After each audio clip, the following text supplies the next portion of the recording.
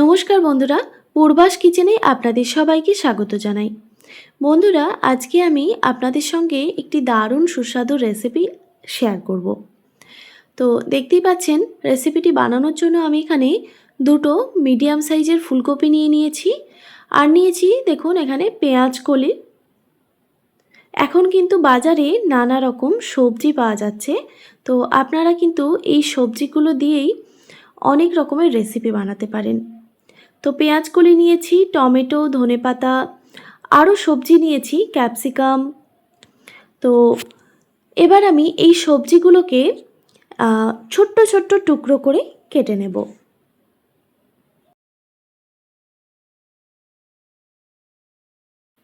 দেখুন বন্ধুরা, ফুলকপিগুলো ঠিক আমি এই রকম ছোট ছোট টুকরো করে কেটে নিয়েছি, তারপর পরিষ্কার করে ধুয়ে নিয়েছি। তবে আপনারা চাইলে কিন্তু আপনাদের পছন্দ মতো সাইজে সবজিগুলো কেটে নিতে পারেন। আর এইদিকে দেখুন ক্যাপসিকাম নিয়েছি, ক্যাপসিকামগুলোকেও ঠিক এইভাবেই কেটে নিয়েছি। আর পেঁয়াজ কলিগুলোকেও আমি এইভাবেই কেটে নিয়েছি।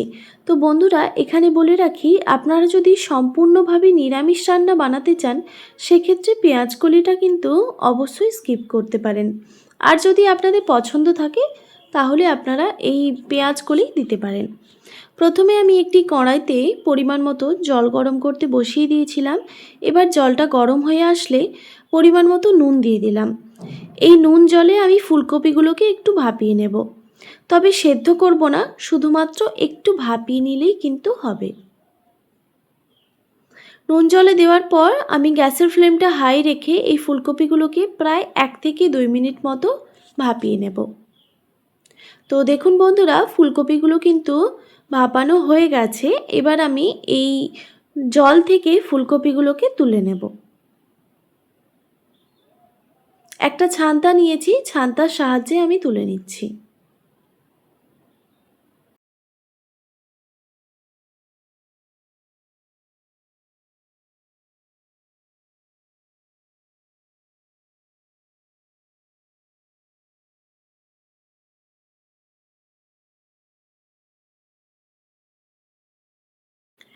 এবার আমি ওই কড়াইটায় আবারও পরিষ্কার করে ধুয়ে আমি বসিয়ে দিলাম। এবার কড়াইতে দিয়ে দিচ্ছি পরিমাণ মতো সর্ষের তেল। বন্ধুরা, আমি কিন্তু সাধারণত সর্ষের তেলেই রান্না করি, তবে আপনারা চাইলে আপনাদের পছন্দ মতো তেলে রান্নাটা করে নিতে পারেন। এবার তেলটা গরম হয়ে গেলে এই তেলের মধ্যে দিয়ে দিলাম খুবই সামান্য পরিমাণে নুন। নুনটা খুব ভালোভাবে তেলের মধ্যে মিক্স করে নিতে হবে। তারপর এখানে দেখুন আমি 500 গ্রাম মতো পনির এইভাবে চৌকো চৌকো শেপে কেটে রেখেছিলাম। এবার পনিরগুলো আমি ভেজে নেব, গ্যাসের ফ্লেমটা হাই রেখে। বন্ধুরা, এখানে আমি পনির ব্যবহার করছি, আপনারা চাইলে কিন্তু পনিরটা স্কিপও করতে পারেন। তবে আপনাদের যদি পনির পছন্দ হয়, তাহলে আপনারা পনিরটা দিতে পারেন। আর এই রেসিপিতে আমি পেঁয়াজ কলি, ফুলকপি, ক্যাপসিকাম, ধনেপাতা, টমেটো এগুলো ব্যবহার করছি। আপনারা কিন্তু আপনাদের পছন্দ মতো সবজি ব্যবহার করতে পারেন। চাইলে এখানে মটরশুঁটি, বিনস এগুলোও দিতে পারেন। দেখুন বন্ধুরা, পনিরগুলো ভাজা হয়ে গেছে। এবার পনিরগুলোকে আমি তুলে নিয়েছি। তারপর কড়াইতে যেটুকু তেল রয়েছে ওই তেলের মধ্যে আমি ফুলকপিগুলো ভেজে নেব, গ্যাসের ফ্লেমটা লো টু মিডিয়ামে রেখে।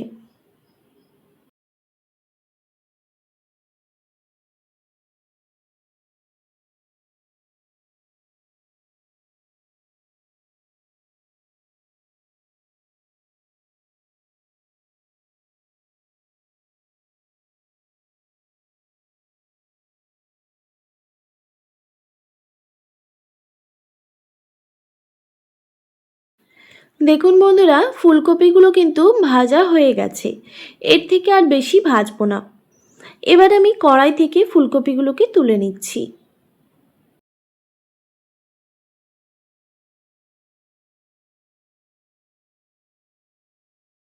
তারপর ওই কড়াইতে দিয়ে দিলাম আবারও কিছুটা পরিমাণে সর্ষের তেল।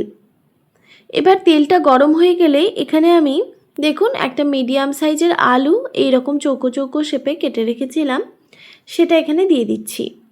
আলুটাকে একটু ভেজে নিতে হবে। তেলটা ভালোভাবে গরম হয়ে গেলে আলুটা এখানে দিয়ে দিলাম।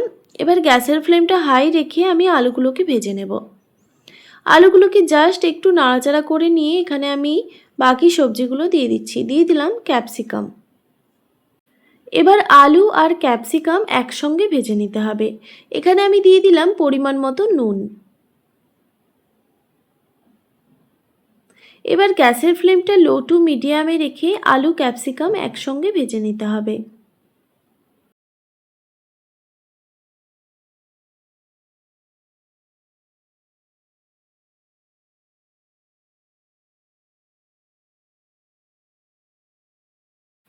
আলু আর ক্যাপসিকাম যখন একটু ভাজা হয়ে আসবে তখন দিয়ে দিতে হবে পেঁয়াজ কলি। পেঁয়াজ কলিগুলো দেওয়ার পর আবারও ভালোভাবে নাড়াচাড়া করে নিতে হবে।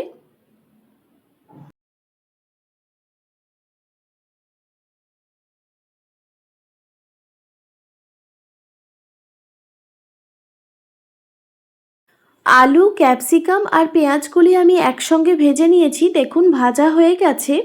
এবার এগুলোকে আমি কড়াই থেকে তুলে নিচ্ছি। তারপর ওই কড়াইতে আবারও কিছুটা পরিমাণে সর্ষের তেল অ্যাড করছি। প্রায় 1 টেবিল চামচ পরিমাণে এখানে আমি সর্ষের তেল ব্যবহার করেছি। এবার তেলটা গরম হয়ে গেলে দিয়ে দিলাম একটা তেজপাতা। এরপর দিয়ে দিচ্ছি 1 টিস্পুন পরিমাণে গোটা জিরে বা সাদা জিরে ফোড়নে, আর দিয়ে দিচ্ছি 2টো শুকনো লঙ্কা। এবার এই ফোড়নটাকে খুব ভালোভাবে ভেজে নিতে হবে।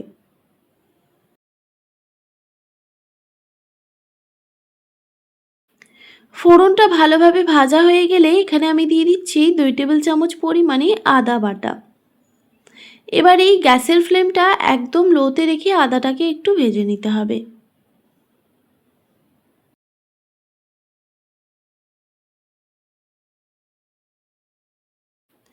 আদা একটু ভাজা হয়ে গেলেই এবার এখানে আমি বাকি মশলাগুলো অ্যাড করব। দিয়ে দিচ্ছি হলুদের গুঁড়ো পরিমাণ মতো, এরপর দিয়ে দিচ্ছি জিরে গুঁড়ো, এরপর সামান্য পরিমাণে ধনে গুঁড়ো,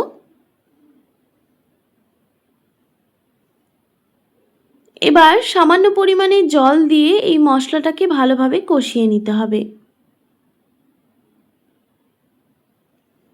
বন্ধুরা, ঘরে থাকা উপকরণ দিয়েই আপনারা খুব সহজেই এই রেসিপিটা বানিয়ে নিতে পারেন। খেতে অসম্ভব টেস্টি হয়। আপনারা কিন্তু যে কোনো দিনেই এই রেসিপিটা বানিয়ে নিতে পারেন, আর খুবই সহজ এই রেসিপিটা। তো দেখুন বন্ধুরা, মশলাটা কষানো হয়ে গেছে। এবার এখানে আমি দিয়ে দিচ্ছি পোস্ত বাটা। প্রায় 3 থেকে 4 টেবিল চামচ পরিমাণে এখানে আমি পোস্ত বাটা ব্যবহার করেছি। এবার পোস্তটা দেওয়ার পর এবার মশলার সঙ্গে খুব ভালোভাবে নাড়াচাড়া করে নিতে হবে বা মিক্স করে নিতে হবে, আর মশলাটাকে একটু সময় নিয়ে কষিয়ে নিতে হবে গ্যাসের ফ্লেমটা একদম লোতে রেখে। মশলাটা যখন একটু কষানো হয়ে যাবে, মানে পোস্তর কাঁচা গন্ধটা চলে গেলেই দিয়ে দিতে হবে টমেটো আর ধনেপাতা কুচি। টমেটো আর ধনেপাতা দেওয়ার পর আবারও খুব ভালোভাবে নাড়াচাড়া করে নিতে হবে। এবার এখানে আমি দিয়ে দিচ্ছি পরিমাণ মতো নুন।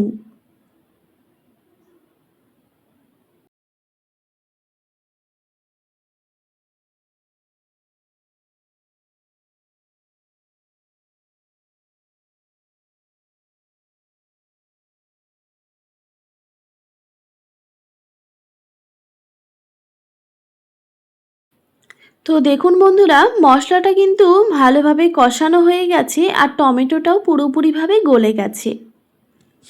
এবার এখানে আমি সবজিগুলো অ্যাড করব। প্রথমেই দিয়ে দিচ্ছি ভেজে রাখা ফুলকপি, এরপর ভেজে রাখা আলু ক্যাপসিকাম আর পেঁয়াজকলি দিয়ে দিলাম। এবার এই মশলার সঙ্গে খুব ভালোভাবে নেড়েচেড়ে মিক্স করে নিতে হবে।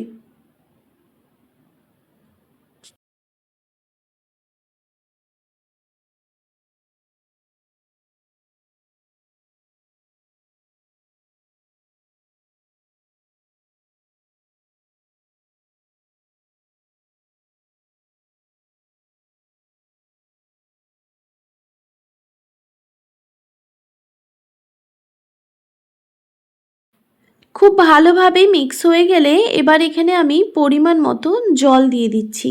আমি একদম শুকনো শুকনো বানাচ্ছি না, একটু জল দিয়ে দিচ্ছি, তাহলে দেখবেন খেতে বেশি ভালো লাগবে। তো আপনারা যদি শুকনো বানাতে চান সেক্ষেত্রে কিন্তু জলের প্রয়োজন পড়বে না। তো জল দেওয়ার পর আবারও খুব ভালোভাবে নাড়াচাড়া করে দিতে হবে। এবার গ্যাসের ফ্লেমটা মিডিয়ামে রেখে একটি ঢাকনা দিয়ে ঢেকে রেখে দিচ্ছি প্রায় 5 মিনিট মতো। 5 মিনিট পর আমি ঢাকাটা সরিয়ে নিলাম। এবার সবজিগুলো সম্পূর্ণভাবে সেদ্ধ করে নিতে হবে। ভাজার সময় কিন্তু আমি কোনো রকম ঢাকা ব্যবহার করিনি, মানে কড়াইতে সবজিগুলো শুধুমাত্র একটু ভেজে নিয়েছিলাম, তবে সেদ্ধ হয়নি, তাই এই সময়ই কিন্তু সেদ্ধ করে নিতে হবে। তো দেখুন বন্ধুরা, সবজিগুলো কিন্তু অনেকটাই সেদ্ধ হয়ে গেছে। তো আবারও আমি একটু ভালোভাবে নাড়াচাড়া করে দিচ্ছি। তারপর গ্যাসের ফ্লেমটা একদম লোতে রেখে আরও 2 থেকে 3 মিনিট মতো ঢাকা দিয়ে রেখে দিচ্ছি। 2 থেকে 3 মিনিট পর আমি ঢাকাটা সরিয়ে নিলাম। তো তারপর দেখুন আবারও ভালোভাবে নাড়াচাড়া করে দিতে হবে। দেখুন বন্ধুরা, ফুলকপি, পেঁয়াজকলি, আলু আর ক্যাপসিকাম সুন্দরভাবে সুসেদ্ধ হয়ে গেছে। এই সময় আমি ভেজে রাখা পনিরগুলোকে দিয়ে দিচ্ছি।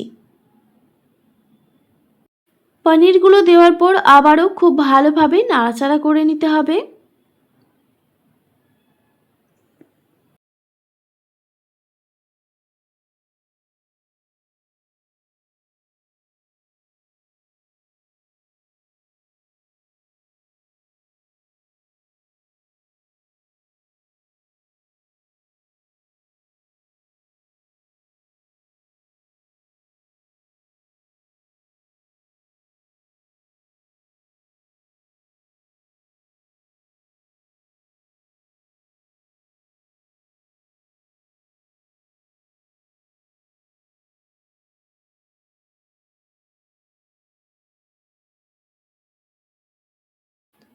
ভালোভাবে নাড়াচাড়া করে দেওয়ার পর গ্যাসের ফ্লেমটা একদম লোতে রেখে আমি একটি ঢাকনা দিয়ে ঢেকে রেখে দিয়েছিলাম প্রায় 5 থেকে 6 মিনিট মতো।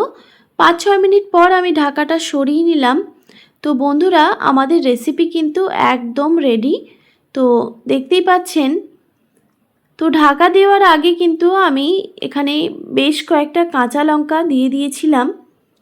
তো কাঁচা লঙ্কা এই সময় ব্যবহার করলে দেখবেন রান্নার স্বাদ ও গন্ধ দুটোই ভালো আসে। তো আমাদের রেসিপি একদম রেডি। এবার আপনারা চাইলে কিন্তু শেষে সামান্য পরিমাণে গরম মশলার গুঁড়ো আর সামান্য পরিমাণে কসুরি মেথিও ব্যবহার করতে পারেন। আমি কিন্তু আর কোনো রকম মশলা ব্যবহার করলাম না, কারণ এমনি এই রেসিপিটা খেতে অসম্ভব সুস্বাদু হয়েছে। তো রেসিপি যখন একদম রেডি, এবার গ্যাসের ফ্লেমটা অফ করে এটাকে আমি স্ট্যান্ডিং টাইমে রেখে দেব প্রায় 10 মিনিট মতো। তারপর আমি এটাকে পরিবেশন করব। আশা করি আজকের এই রেসিপি আপনাদের ভালো লেগেছে। ভালো লেগে থাকলে অবশ্যই একটি like, comment, share and subscribe করে দেবেন। আর পাশে থাকা বেল আইকনটিও প্রেস করে দেবেন, তাহলে নিত্য নতুন রান্নার ভিডিওগুলি আপনাদের কাছে পৌঁছবে। ভালো থাকবেন, সুস্থ থাকবেন। দেখা হচ্ছে নতুন কোনো রেসিপি নিয়ে। আর এতক্ষণ আমার সঙ্গে থাকার জন্য আপনাদের সবাইকে অনেক ধন্যবাদ।